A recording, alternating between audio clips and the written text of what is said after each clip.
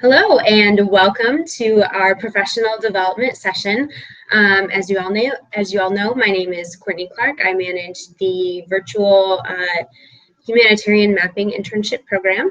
I'm here with Jerome Sherman, who's a Foreign Service officer with the State Department, and he's going to tell us about his career development and how you can start taking actions right now as a student if you are interested in the Foreign Service. Thank you, Courtney. It's a pleasure to be here. I'm always happy to come over to the Peace Corps. Peace Corps is one of the coolest organizations out there, and congratulations to you all for being affiliated with it. So as Courtney mentioned, I am a Foreign Service officer. I took a somewhat circuitous route to becoming a Foreign Service officer. I thought I would take you back a little bit back into my bio and some of the key points that helped me pick this direction, and we can get into some of your questions. So I'm from New York City originally. I originally thought I was going to be a history teacher. I went to Vassar College in upstate New York. In fact, we walked past the cubicle of one of my classmates who works down the hall from Courtney over here. And I loved history. I loved reading my history books, loved being in the library, reading about things from Asian history up until American history. And I then discovered by taking a journalism class by chance my senior year that journalism was the first draft of history, and that your primary sources were not dusty books in the library, but actual people out in the world. And that appealed to me. And luckily, I found a job at a small newspaper in Queens where I grew up after graduating from Vassar. But I had also applied for a graduate program to study international relations in Queen's University of Belfast, Northern Ireland. So I had these two tracks that I was thinking about. And then right a week or so before I was supposed to go to Northern Ireland in September of 2001, I received a phone call from the UK, and I'll never forget hearing this. It was a message on my parents' answering machine. This was 15 years ago, so people still use answering machines. And it was something along the lines of, "Mr. Sherman, congratulations, you've been selected to receive a Fulbright grant." And it changed my life. I had applied for the Fulbright grant. I never thought in a million years I would have gotten it. A very competitive program. And when I received that notice, I was planning to go anyway, but to be able to go there under the rubric of this program that was focused on scholarship and focused on, well, the biggest part, giving the financial means to study abroad, I was thrilled. And particularly, I was interested in going to Northern Ireland. I had studied in Ireland as a semester overseas during my junior year, and became interested in.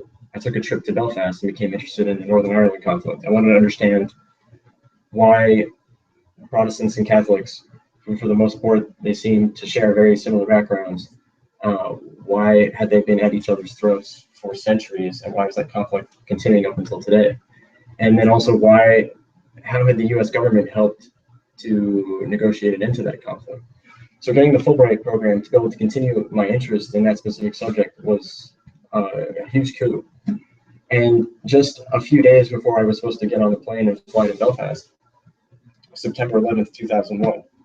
And that day I was still working at the community newspaper in Queens, and it was a primary election. You've probably been hearing about all the primary elections going on across the country right now. So I was covering a local primary election for this weekly newspaper. And that morning I get a call from my mom, who works in Lower Manhattan, and she told me about a plane hitting the World Trade Center. And it was a great shock, obviously. I got up and put on the TV and saw what was going on. And that changed my life that day. That changed the life of all New Yorkers. It changed the entire world. And at first, I thought maybe I shouldn't even go on my Fulbright. Nobody knew what was going to be happening in the world at that point. We were under attack. It looked like it was just going to be total war. But my parents, I'm lucky, were very supportive. They said, you worked so hard for this opportunity to go in this program. So I went through it.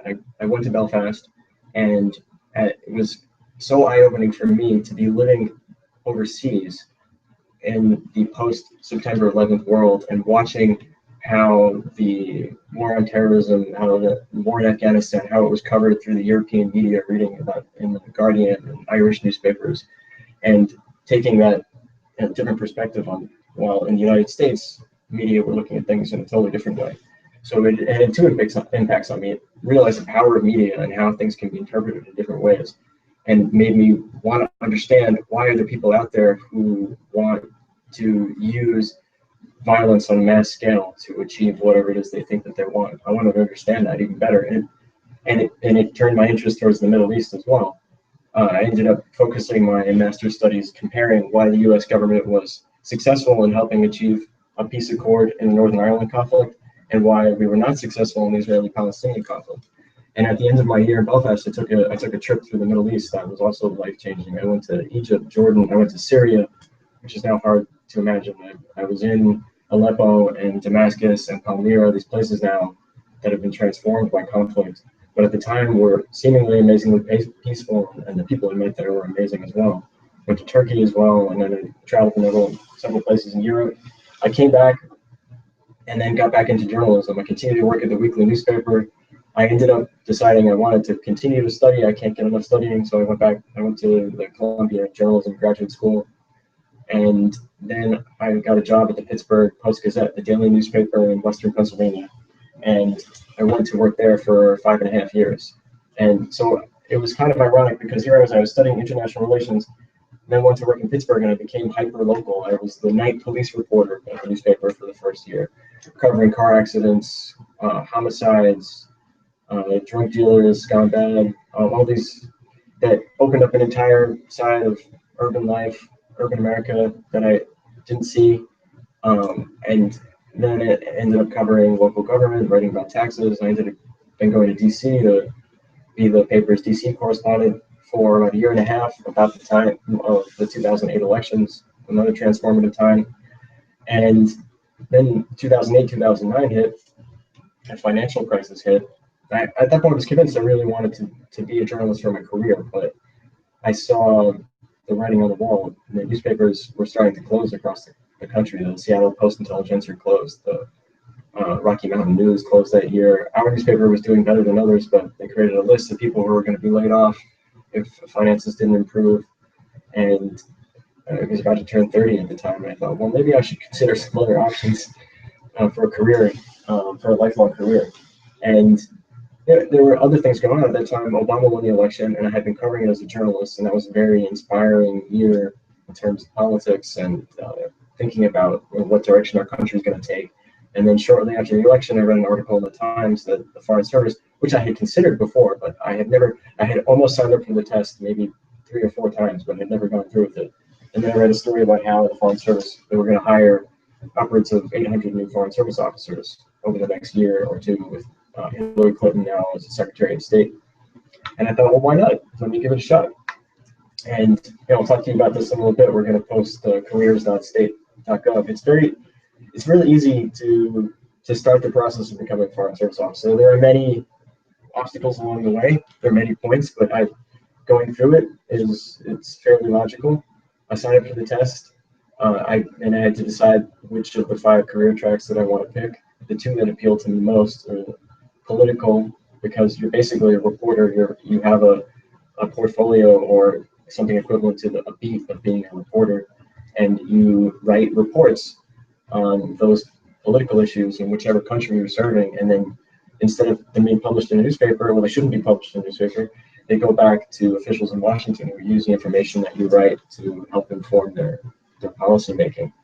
And then the other one that was interesting to me, and the one that I eventually picked, was public diplomacy, which is helping inform and influence foreign audiences. First, inform them about what the United States is, our history, our cultural traditions, and then helping influence them to understand and come to our foreign policy issues and how we see the world.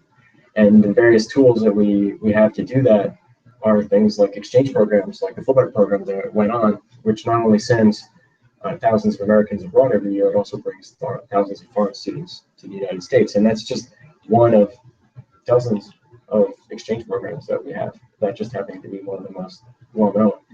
And public diplomacy seemed to fit the best with my journalism background, with my interests, so I picked that, took the test. And I'm happy if any questions to get into details of the specifics of the process. And then there's a point where you write essays, and there's a point where you go for the oral assessment in Washington, and then if you get through all that, then there's the security background check. And then if you make it through all that, and that process took about a year for me, then your name goes on a list. And then as they are filling new classes of foreign service officers, they take your names off that list. And since I was at this time where they were vastly expanding the foreign service, as soon as my name went on the list, it came right off. So from the day I took the foreign service exam to the day I started in a foreign service entry-level training class was exactly a year, more or less, which is like lightning speed. Right, I've heard it can take up to 2 or more years. Yeah, it can take a long time, but this was a unique time that they were hiring such huge numbers of officers, which has created challenges now. I'm happy to get into that as that whole cohort of people with whom I started. We're now moving to our mid-level, and finding jobs for us all is it's creating some interesting situations. So I left the newspaper in Pittsburgh in February of 2010, came to Washington, was here for about 5 months. I left out some details about my interest in Spanish and traveling in Latin America. I've done a lot of reporting in Latino communities, immigrant communities in Pittsburgh and elsewhere, and in Mexico and Guatemala. So I had already learned pretty decent Spanish. So my award for that was being sent to the U.S.-Mexico border to work in the immigrant visa section in Ciudad Juarez, which I was excited about, but it was not. The Mexican border is not seen as a great place for foreign service officers to go. A lot of people want to go as far away from the United States as they can, and they want to go somewhere that's totally different, totally exotic, and the border is seen as, well, I mean, it's just like right across the street from Texas. But which for me, I'm a New Yorker, so Texas was also different and very interesting. And it was also and I'm happy to get into this as well. It was a really that was at the height of the drug war between the Mexican government, and you guys have probably all heard about Chapo being in the news. And at that time, his cartel, the Sinaloa cartel and the Juarez cartel, were fighting it out for control to sell drugs in the United States. So I was living there at that time, and that was eye-opening and scary, but also an incredible learning experience. And from there, I went to Jerusalem.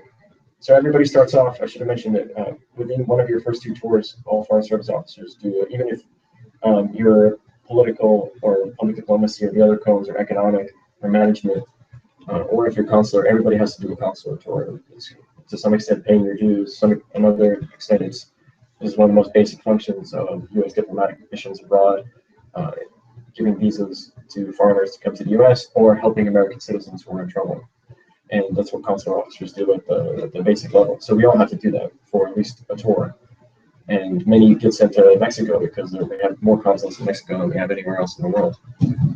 But then you try to go work in your cone, in your specialization. So I was really focused on getting a public diplomacy job, and I was lucky enough to get one at the Consulate General in Jerusalem, focusing specifically on cultural affairs and helping run these exchange programs. And also, prior to going to Jerusalem, one of the things that appealed to me, they gave me 8 months to study Arabic full-time at the Language Institute that the State Department runs in Arlington, Virginia. So just being paid to learn a language is really, really cool. That is probably one of the best selling points about working in the State Department. So you're getting your normal salary, and you're showing up to work every day, but you're actually going to school. And it's something that many people would pay to do on their own. So I did that, and then I went to Jerusalem. There was a question about learning Arabic. I can talk about the specifics. I think it'll probably take another 20 years to actually learn it, but to really learn it. But I did learn a lot. And then in Jerusalem, I focused mostly on the grants that our office gave to Palestinian NGOs that were working on issues that were of interest to the U.S. government and to the consulate specifically, such as supporting NGOs that work on entrepreneurship, giving entrepreneurship opportunities to young Palestinians, media professionalization, which was also very cool from my professional standpoint, kind of creating programs like giving grants to organizations that were teaching Palestinian journalists to expand their skills. Brought one of my former professors from Columbia to do a workshop on safety journalism, the basics of how to do reporting in a conflict zone, because far too many Palestinian journalists are being caught in the crossfire between Israeli soldiers and Palestinian protesters and things of that nature, and many other topics that we worked on. It was an amazing 2 years, probably the best 2 years of my life. Very complicated, also. I keep finding myself in places that are in the midst of. I mean, it's a theme. It's something I'm interested in. They're midst of conflict, Northern Ireland, Mexico border, Israel, Palestine. In 2014 was the war in Gaza that lasted about 50 days. with Israel dropping rockets on Gaza and Hamas firing rockets all over Israel. And it's a hard place to do public diplomacy. It's a hard place to explain U.S. policy when there are so many people who were angry and about U.S. policy and want to challenge you on it. But I learned a lot from it, and so much so that I wanted to continue in the region. And when I came to the end of that assignment, once you finish your first 2 years are what are called directed assignments. You have some say of where you go, but ultimately there's an office in Washington that decides. And once you finish those 2 assignments and you graduate from the entry level to the mid-level, you are basically applying for a new job every couple of years, and you're competing against your peers for the jobs that are out there. And I wanted to continue to learn Arabic. I knew that the State Department had a second-year advanced Arabic program, so my focus was on getting on that, and then to also continue to work in public diplomacy. And I focused on a job at the U.S. Embassy in Jordan, which I eventually was given, and I would be the assistant press officer, or they also call it the deputy press attaché at the U.S. Embassy in Jordan, communicating directly with the Jordanian media, and also helping run the social media properties there, Facebook and Twitter.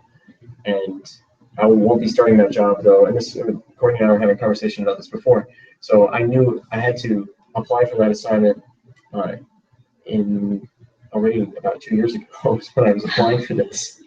And I won't actually start, it's more than a year and a half. It was the summer of 2014 that I was applying for this. And then I think around the fall I found out. But I won't actually start in that job until the summer of 2017, next year, which is next year. It's crazy, but that's actually cool. I can't believe that it's fine, because it seemed like, oh wow, that's a million years from now. But before that, I'll go to Jordan in August, and I'll spend 10 months studying Arabic again. This time, so previously I studied Arabic in Virginia, and Virginia's great, but it's a hard place to learn Arabic because you don't really just walk out on the street and hear Arabic. But in Jordan, I'll be studying Arabic full time, and I'll actually have to use it in my gigs. So they have a combination. For those of you out there who have studied languages, the total immersion is the key to really dominating the language. So, and that's the Peace Corps model as well. Yes. There. Yeah. So cool. So, and in the interim, I've been working. I had a year to fill before the language program in Jordan started. So now I work in the Bureau of Educational and Cultural Affairs, which is how Courtney and I come to know each other, because we've been working on some similar programs, and that runs all of both cultural and exchange programs that the State Department runs. I'm focused in the educational realm, the Office of Academic. My full title, and I like saying it because it's very State Department. I'm the Special Assistant to the Deputy Assistant Secretary in the Office of Academic Programs in the Bureau of Educational and Cultural Affairs. Yes. Wow. It took me. I've been here about 6 months. It took me about 6 months to learn. Does that play on a business card? Yeah. So it's an abbreviated version on the business card in State Department. So we all speak in acronyms or abbreviations in the State Department. So my State Department EU's title is SA and ECAA, which is meaningless, right? If you talk to anyone outside of the State Department, that's the way we speak. And working in Washington has been a totally different experience. I think there was one where we saw briefly the questions that were listed, and one of them was like, "What's your typical State Department experience?" And there is none really, because each job has been so different from each other. Mexico, Jerusalem, Washington, and then the language study interim. That it really is almost like a different job every time. I mean, there are things that the bureaucratic structure, the way that HR works, the way that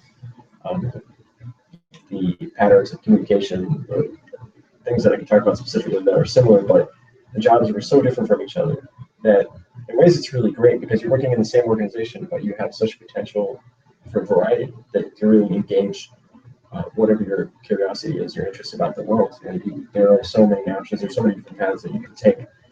So the State Department career is incredibly varied and incredibly rich, and not without problems either. And I'm happy to get into those. So I think right now I'll pause because I know there are a list of questions. So sure. Courtney and I we can take a look at some of the questions, right? And then address them. Absolutely. Let's pull those up. Okay, so James, who is currently studying abroad in Uganda, just so you know, his question is, what did the programs in Africa that you worked on consist of? And then what a follow-up to that, what has been the biggest obstacle you faced when working with foreign nations and trying to begin or create progress in the programs that you worked in? So I guess those are kind of two separate questions. But yeah, I'll start with the one on Africa. That's a great question. So one of the really cool things that my current office does, ECA, Education and Cultural Affairs, we run the Mandela Washington Fellowship of the Young African Leaders Initiative, which is one of President Obama's flagship programs focused on youth in Africa. And I was aware of it before, but I've been able to engage with it a lot since I've been here. The first being I had just started when the last iteration of the Mandela Washington Fellows came to Washington this past summer, and they fan out. If you're not familiar with the program, it targets young upcoming leaders throughout sub-Saharan Africa. The embassies and consulates, working with one of our NGO partners, IREX, helped to select the participants, also with a team of application readers. And this past year, we had 500 participants, but this coming summer, we're doubling it to 1,000 participants. This will be the third year of the program. And they come and then fan out across the U.S. and go to various institutes and various university partners where they focus on specific topics such as entrepreneurship. I think some of the others include media and politics and science as well. So they apply and pick the area that they're interested in. They come and spend several weeks all across the country, anywhere from California to Minnesota to Florida. So they get a taste. And for the most part, these are people who've never come there between ages of 25 and 35. They've never been to the United States before or haven't spent any substantial time here. So they purposely go to places that you wouldn't go necessarily as a tourist. And they really get to see another side of the United States and then engage with whatever the subject matter is they're studying at the Institute. And they come back to Washington and are here all together for a series of workshops. And for the last 2 years, President Obama has addressed the group directly. I got to go to hear Obama's speech. I think it was in August when it happened. There's my fellow Vassar graduate, Mariko. Yes. So, it's a small world. Yeah. So I got to go to that. So I saw how it was put together over the summer, and then since then, I thought it was so cool. The people that I met were really had varied interests coming from everywhere in sub-Saharan Africa, and I volunteered as a reader for the applications for the second round, and they had 40,000 applications for 1,000 spots. It was a very popular program. Yeah. And I think I ended up reading about 40 or 50, and it was a very cool process. The first batch, they gave me 20 to start, and they were all from Cameroon. And I've been to Africa. During my senior year in college, I went on an international studies trip to Kenya, and we spent 2 weeks there. And we spent a few months before, it was a class learning about history and culture and dynamics of modern Kenya. Although, well, again, this is going to age me. This was in 2000 when I did this. I know it's changed a lot. And I've had an interest. There was definitely I have it in my head at some point I want to go serve one of the missions in Africa. So I think I was really eager to jump into this. And what was cool was, as I was reading through all these applications from different parts of Cameroon, they were from all over the country, and I had I was pulling up articles, reading about the country, and trying to understand the dynamics between Francophone and the Anglophone, and understanding the relationship between French speakers and English speakers in the country. So that was very interesting to me.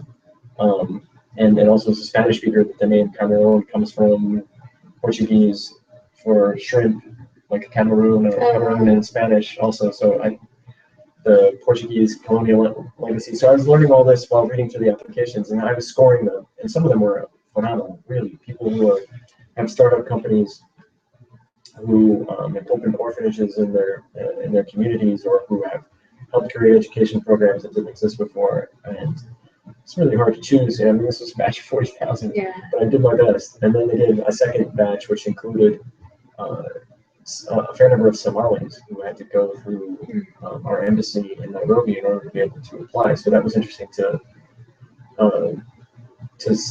explore some of the issues that people are working on there as well, in a country that's faced a lot of challenges in the last several decades. If I could just say too, serving in Guinea, I worked primarily with high school and university students and among the university students and like recent graduates, like becoming a YALI fellow was the dream. It's what they talked about quite often, and a lot of them were filling out the applications or asking for help with them. So just from the other side, like it's such an amazing program that a lot of people, I think, aspire to. Yeah. That's the sense of that, really that I've gotten from people. It's good to hear that from someone who's been there recently, that they're talking about this program. And now the goal is really, can we institutionalize it? Can we make this a program going forward? You know, that's gonna, I mean, it's only in its third year, but we want to make it into something semi-permanent if possible. That'll probably change over the years, but just like the Fulbright program has now, the Fulbright program is now celebrating its 70th year, and now has a network of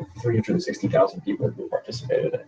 So the dream would be that something like YALI, which is also being repeated elsewhere in the world. There's a program for East Asia called YSEALI, and then one for Latin America, YLI. It's Young Leaders of America initiative that's going to start in its first year. So the success of YALI is being trying to duplicate it in other places. The issue always is funding, right? How to you follow the political winds. You see, sometimes we have to constantly be aware of how are we going to continue to fund these programs. Right. And that's the complication with anything in Africa or elsewhere.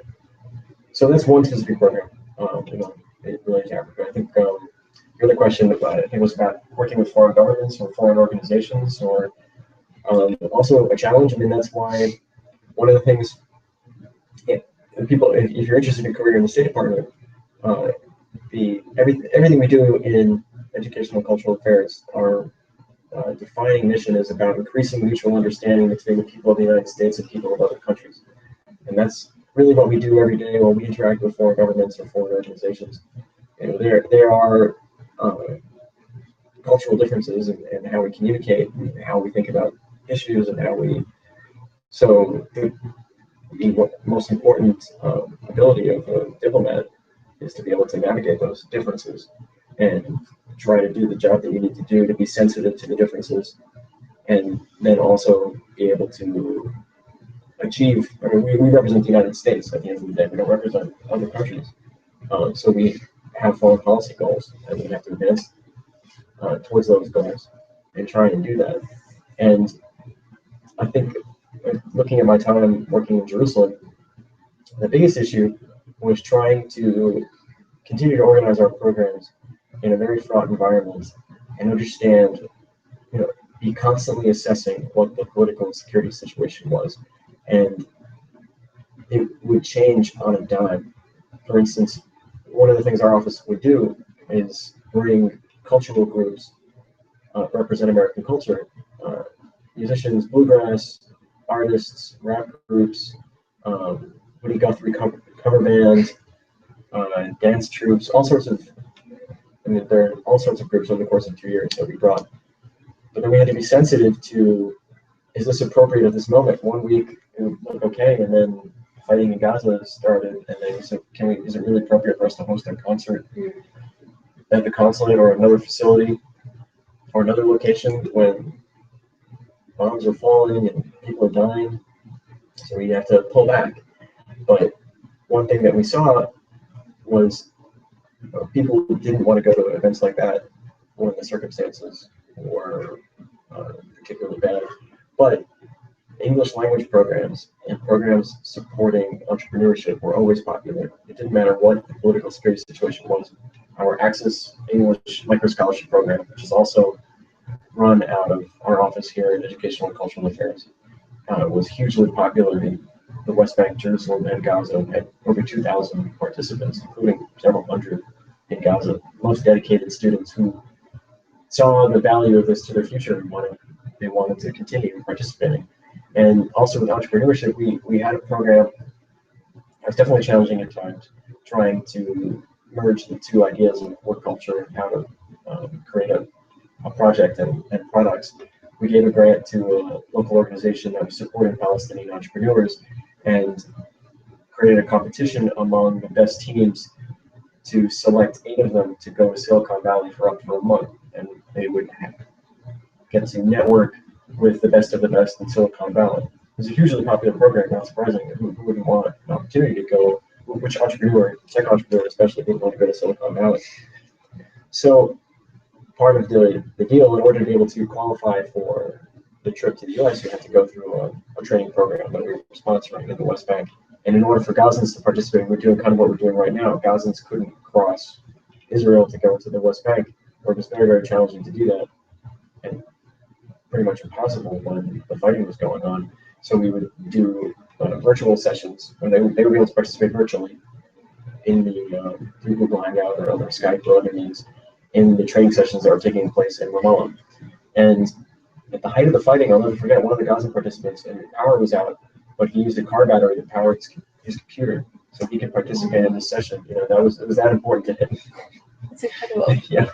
There was a war going on around him, but he wanted to participate in this. I don't remember what the topic was, something about related to best practices for your startup company. And so there was still a level of dedication and a level of flexibility in taking that sometimes Americans, I mean, I've had to learn this. We kind of expect things to go a certain way, and you just have to throw that out the window, right? So you have to be flexible as possible. I'm going to say that from day one of the foreign service. Flexibility is key. Yeah. Whatever program, whatever you put hours and hours into organizing, you have to expect that things are not going to turn out the way that you thought they were, and have a plan B or a plan C. Yeah. Could you talk a little bit about the Mapathon that was in Ramallah? Because sure. A lot of these students are hosting Mapathons on their college campuses, so it'd be awesome to hear about your experience. So that's basically how Courtney and I have become connected through MapGive and collaborative mapping. And it was something that I had never heard of or thought about before going to Jerusalem. And the way it came to me was kind of roundabout. This Palestinian NGO called Suktel that supports, has a network of young Palestinian recent college graduates that connects them, they're job seekers, and connects them with job opportunities or job training programs using mostly text messages. It's a really cool program, and they started to expand throughout the Middle East and other parts of the world. So they were a grant recipient of ours through a program called MEPI, the Middle East Partnership Initiative, that was paying them to expand some of their uses of text message to reach out to youth. And the person working directly, I hadn't worked with him before, but the head of the Suktel is a guy named Jacob, and he was in the U.S. and he went to a presentation of one of our colleagues who works on MapGive, Benson Wilder, who he was part of the team that created MapGive and tried to take advantage of State Department resources to support open collaborative mapping. So Benson gave a presentation, and Jacob was there, and then Jacob got in touch with me when he was back in Ramallah and said, "Hey, do you know about MapGive, the State Department initiative?" I'm like, "Well, the State Department's huge. We have 60,000 people working there. Right. We have offices working at every issue imaginable." I hadn't heard about it. And he said, "It's really, really cool. You can get together a group of volunteers, especially youth, and have them draw maps of parts of the world that don't have good maps." And when you're working in Jerusalem and you hear the word maps and getting together a group of people to draw maps, your initial thought is, this is a terrible idea. They're just going to draw maps, they're going to draw Israel off the map, or they're going to get rid of the settlements, or they're going to do this, or it's going to become political right away. And Jacob assured me, no, so the whole point of being a volunteer mapper is that you map another part of the world. And so he explained it to me, and then I got in touch with Benson, and he explained to me what the office that he works in does, a humanitarian information unit. And I was intrigued. I thought, wow, these moments happen. This is what I'm talking about, the State Department career. I'm like, wow, the State Department, I didn't know we do that. That's really cool. So I said, well, we have this capability to teach people how to be volunteer mappers, volunteer digital mappers. Let's take advantage of it. And we have a local organization that's willing to set everything up. So once I convinced my bosses that this is okay and we weren't going to get into some kind of political trouble, then we gave a small grant to Suktel to set something up. And we were able to pull together. Well, the thing that pushed us to move was Benson telling me about a group of students, of college students in the New York area, I think from NYU and Columbia and other schools, that were going to do something through IBM. And this was October of 2014. This was happening. So all of a sudden, that was a week out. So all right, let's do it. Let's pull it together.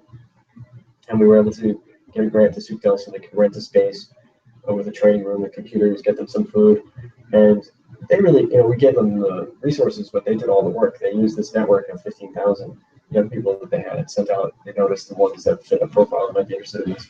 and they were able to assemble a room of 40 some odd Palestinian young people, an equal mix of male and female, and one of their employees did the training using the mapkit.state.gov website. So it was You've great all for seen us. the videos, Yeah. yes. So they watched the video that you've all seen, and it was a coup for us because with very little investment, here we had brought together a group of Palestinian youth on a Saturday, which really shows you the dedication, right? That they're willing to come out. And the state.gov website is teaching them how to do something that's kind of cool and cutting edge much more compared to most of what we do.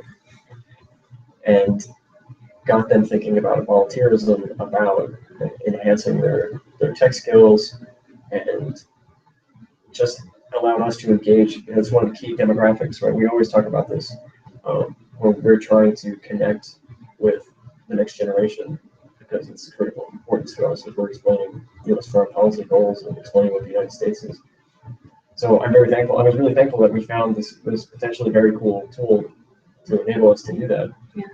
And they mapped for West Africa, right? They did, yeah. Ebola affected areas of West Africa. They spent about 6 hours mapping. So cool. I think I got like 25, if I remember correctly, 25 square kilometers or something mapping done at the time, which I think is pretty good, right? That's amazing. Yeah. Yeah. Yeah, they're really into it. They're really into it. And then since coming back, so I've been in communication with Benson and the MacKit team and helping them promote it through some of the various State Department social media properties. And then when I came back here to work in educational and cultural affairs, I heard from the MacKit team as well, and then said, why we limit this to just a bunch of a group of Palestinian students? And they wanted to vastly expand it. So I've been trying to work with Benson and with Courtney to find ways to get as many of our program participants, be it Fulbright or we have a program called Tech Woman or Yummy. What are ways that we can recruit them to be volunteer backers or to think about the ways in which they can use mapping to advance whatever it is that they're working on, etc. So it's been a really cool experience, and that's how I came to go to the Mapathon. We even merged National Geography Awareness Week with International Education Week, and had the Assistant Secretary of Education and Cultural Affairs, who's the highest ranking political appointee in the bureau where I currently work, and she came here to the Peace Corps. So Courtney's come over a couple of times to talk to some of the higher ups in our bureau and to get them on board and understanding why this is important. So thank you to you all for being volunteer members, right? And for being engaged in it, because you're able to make a lot of great things happen because of that. Yeah. Awesome, thank you. Let's check out some of these other questions. Tyler wants to know, you talked a little bit about this, but what was your experience learning Arabic and Spanish, and what are your recommendations for learning those or languages in general? Sure. So totally different from each other. Learning Spanish and learning Arabic have been so different, but both journeys that I've led and also the times I've pulled my hair out.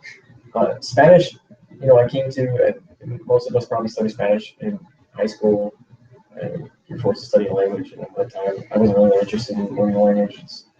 I did okay at it, but it didn't really speak to me, no pun intended. It wasn't something that I really want to run with. But when I got into journalism, at the time I was really into music. Actually, I see a connection with that. I learned to play the guitar in junior high school. In high school, I played in a heavy metal band in high school. I played in, well, don't realize that looking at me now, but yeah, I was in a band. What was the name of your band? We were called Suppression. Wow. So I spent countless hours, learning every Metallica song, Pantera, all these, 90s metal bands, and was really into that. And then when I went to college, metal was not cool, so I got into I was ready to segue. I got into jazz and blues. I played in the college jazz ensemble at Vassar, and jazz, especially jazz improvisation. Now looking back at it, it's very linguistic, and it's really about conversation. And music has its own vocabulary and its own structure. But that was what I was focused on. I didn't have the mental space at the time to try to learn language. But I just took the mandatory Spanish class I had to take those in undergrad.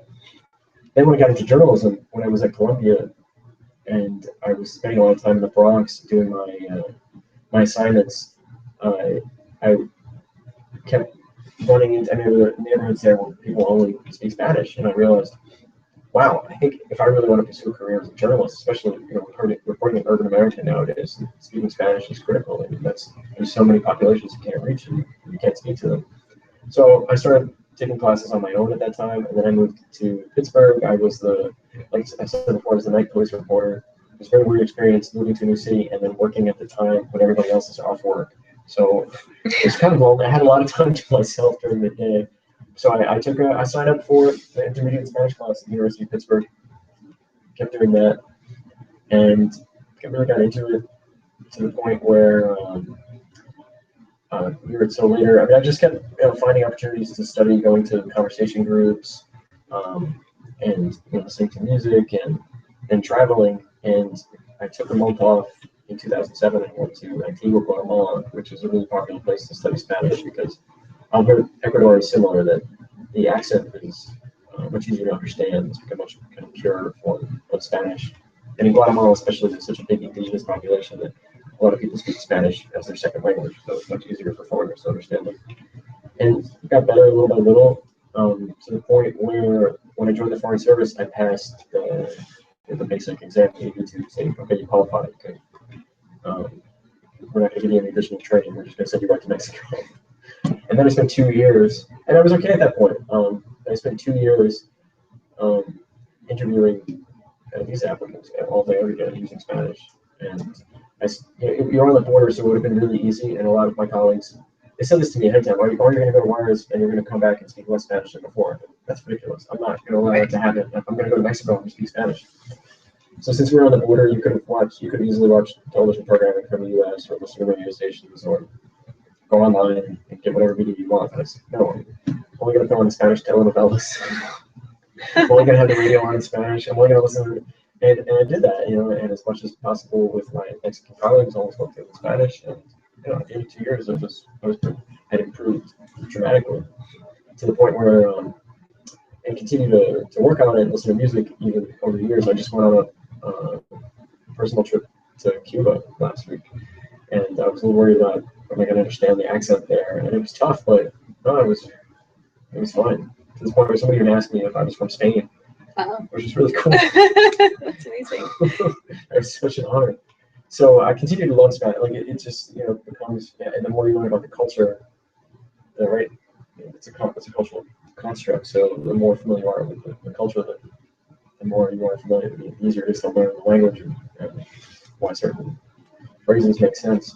Mm-hmm. Learning Arabic appealed to me a lot for several reasons. So I'm Jewish on my dad's side. I went to Reform Hebrew school as a kid and had to learn Hebrew. And at the time I hated this, but after school, like twice a week, I could go take Hebrew classes. I was like, why do I have to go to school when everybody else gets to go home and play or watch cartoons? But I learned the basics. I learned how to read and be able to study for my bar mitzvah. So I had that in the back of my head. And then what I was talking about before, being a Fulbright Scholar after September 11th and traveling to the Middle East and trying to understand what is this conflict between Islam in the West or the Arab world in the West? How is it developed? How can we understand it? How can we find ways to work around this? It made me want to learn Arabic, but I had no idea how I would make that happen. So then when I saw there was an opportunity for this job in Jerusalem that included Arabic study, I said, I got to do this. Yeah, definitely. So I was diligent about it. I mean, any language study really just involves, unless you're like a natural, just pick it up as hearing it, you have to study. And especially if it's a language that's really, really different from English, like Arabic. So in the last 6 months in Mexico, I had an online course and learned the alphabet and some basic words. And I remember just trying to memorize the letters and the numbers. And but I also saw the patterns because it's a Semitic language like Hebrew. I'm like, wow, this reminds me of like 20 years ago when I was studying for my bar mitzvah, trying to sound out these words. So it wasn't totally like I think if I had learned Mandarin or something, I would have had no context for it at all. But it had somewhat of a connection. That's cool. And then I started the Foreign Service Institute. I went through their program, which was 8 months. We were really, really great instructors. But this is where learning Arabic is different from learning another language. They were sending Foreign Service officers all over the Arab-speaking world, 20 some odd countries. And some of you who have ever studied Arabic before, tried to learn Arabic, every country has a different dialect. Even within some countries, there are different dialects. So but everybody learns modern standard Arabic, which is the language of media, language of television, for the most part. So, and they're very different from each other.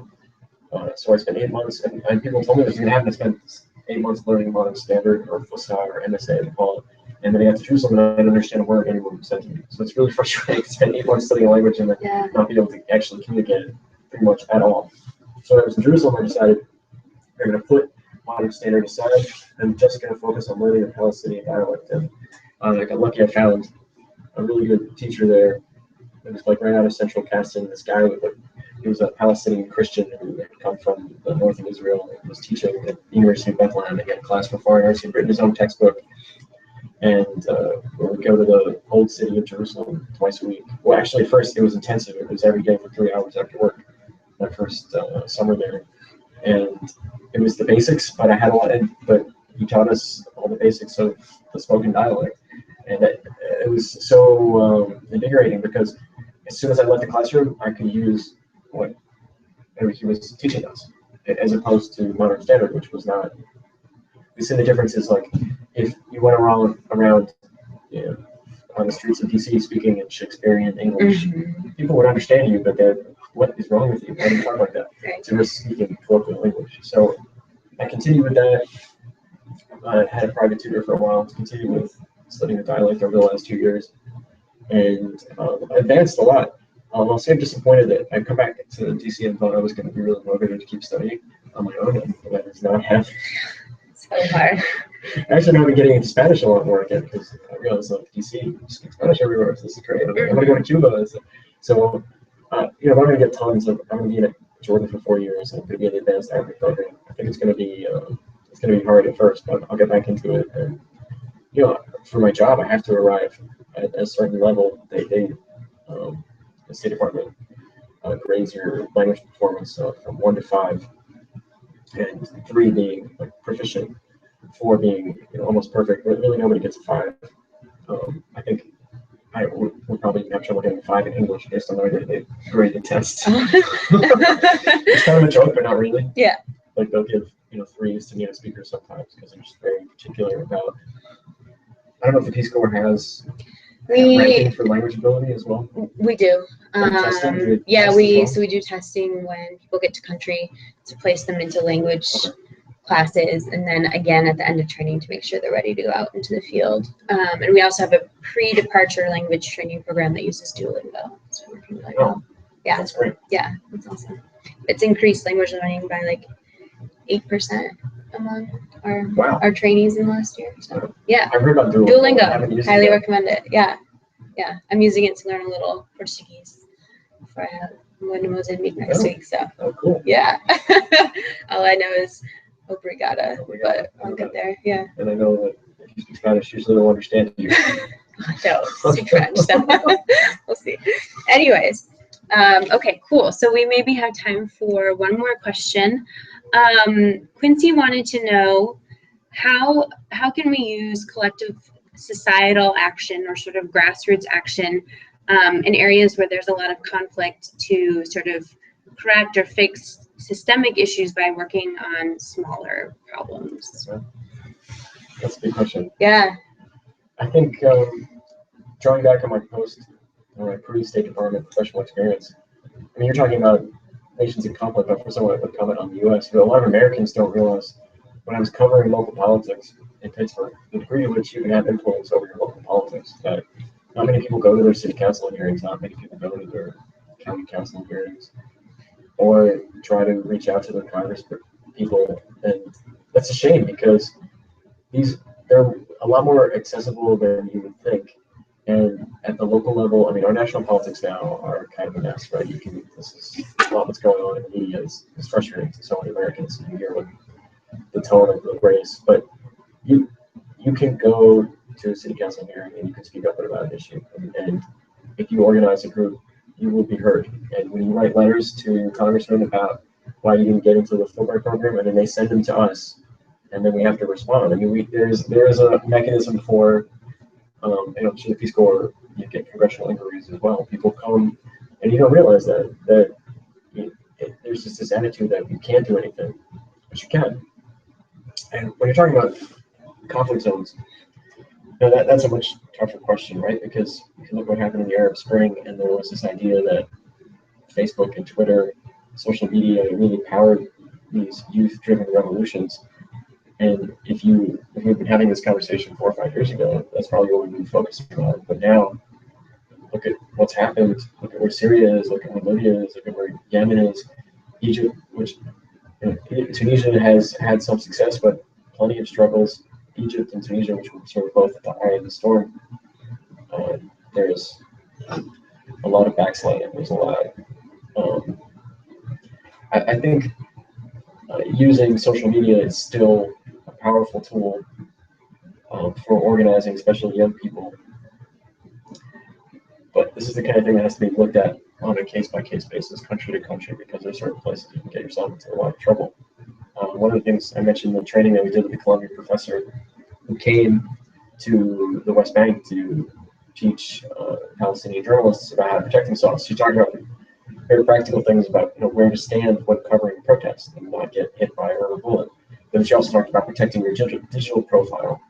And there's this debate now going on with Apple and its iPhones that you have to draw a balance between organizing and personal safety when you're dealing with conflict zones. And that's something that each person, each community has to judge on a case-by-case basis. But you have these powerful tools, and they're creating new opportunities. Just be careful. I think that's what I would say. Yeah. No, that makes so much sense. All right, well, we have just a few minutes. I want to show the State Department Careers website quickly. Yeah. All right. Careers.state.gov. Well, we're going to head into screen sharing really quickly. So, Jerome, do you want to just show it's recording what you do on the screen? So Okay, sure. Is there anything you want to point out?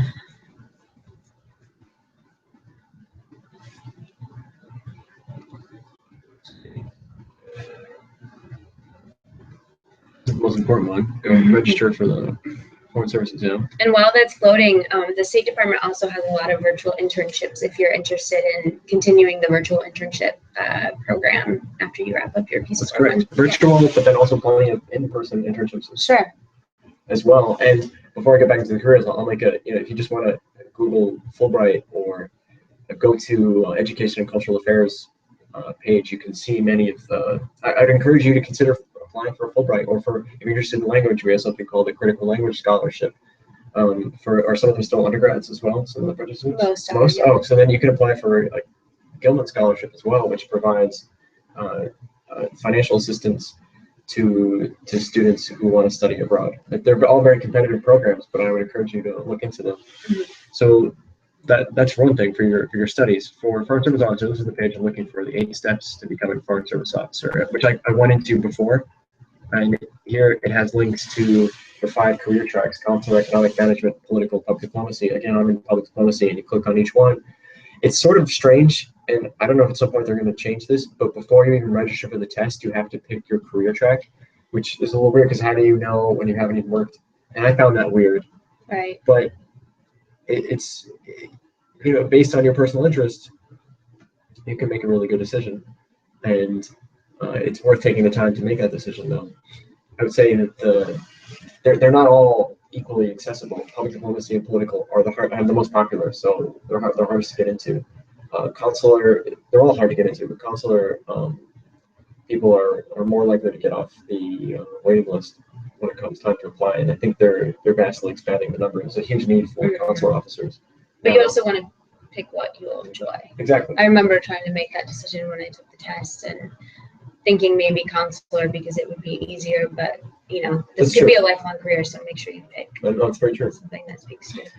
But at the end of the day, we're generals. We're supposed to be able to work in all of in the fields, and it's hard to know what you're going to like when you get in. But take the time to research it, register for the test, and then I don't know the dates off the top of my head. If you go into that, you can see some of the ones coming up, and you can take them at different places across the country as well, at different testing centers. I was able to take mine at downtown Pittsburgh, and it was there's a writing portion. I would say the best way to prepare they say that kind of conventionalism is read the New York Times and read the Economist for a year. I happened to be working in a newspaper at the time, which was the best training possible because I was reading multiple newspapers every day and I was writing quickly about a whole range of subjects. So I think I was well positioned to take the test. If you pass that, then you have to write a series of short essays that you send in with personal narrative. And then if you get through that, then you get invited to DC, and I think we also have a West Coast location to take the oral assessment, which was one of the most intense experiences of my life. It's kind of like being on Survivor or something. Really? Yeah. They put you in a room with 5 or 6 other test takers, and you're pretending to be an embassy team. Everybody has a portfolio with a project, and you have X amount of money, and you have to decide whose project gets funded while the testers are watching it. That's just one aspect, and then there's another writing section, and then you do individual interviews. But I think the whole thing lasted about 12 hours that day. Yeah, it was very, very intense. And then the medical and security checks, which can go 4, 5, 6 months, sometimes longer. And for people who spent a lot of time overseas, and have a lot of close friends or family or foreign nationals, that could complicate the security check. And then right now, then eventually you get to the final extension review panel, which, as far as I know, most people get through. And you have to wait for a spot in the foreign service class, which is unfortunately going much slower right now. They told us recently that there were 17,000 applicants last year for people to take the test, and about 240 some odd foreign service officers were hired. So it's hard, but not impossible. Because I've done it, and I know a lot of people do it. These are smart people, but they come from a variety of backgrounds, and that too. Every type of background, right? I was a journalist. I know a lot of people who were lawyers, teachers, a lot of Peace Corps volunteers. I would say, I'm sure someday they might actually have these statistics somewhere around, I guess, like at least a third of foreign service officers were Peace Corps volunteers. Yeah, I know like a third of USAID is returned Peace Corps volunteers. So Peace Corps is a good thing to do before pursuing a foreign service career if that's something that you're interested in. Cool. Well, we're just about at an hour. Thank you so much, Jerome. My pleasure. This was amazing. I'm sure the students learned a lot about the Foreign Service. I know I did. If you have any other questions and you want to pass them on to Courtney at some point, I'm happy to answer them. Okay. Via email too as well. That sounds great. Yeah. Awesome. Thank you so much. All right. Well, stay tuned on Slack for our announcement of the next session, and I hope you all have a great day.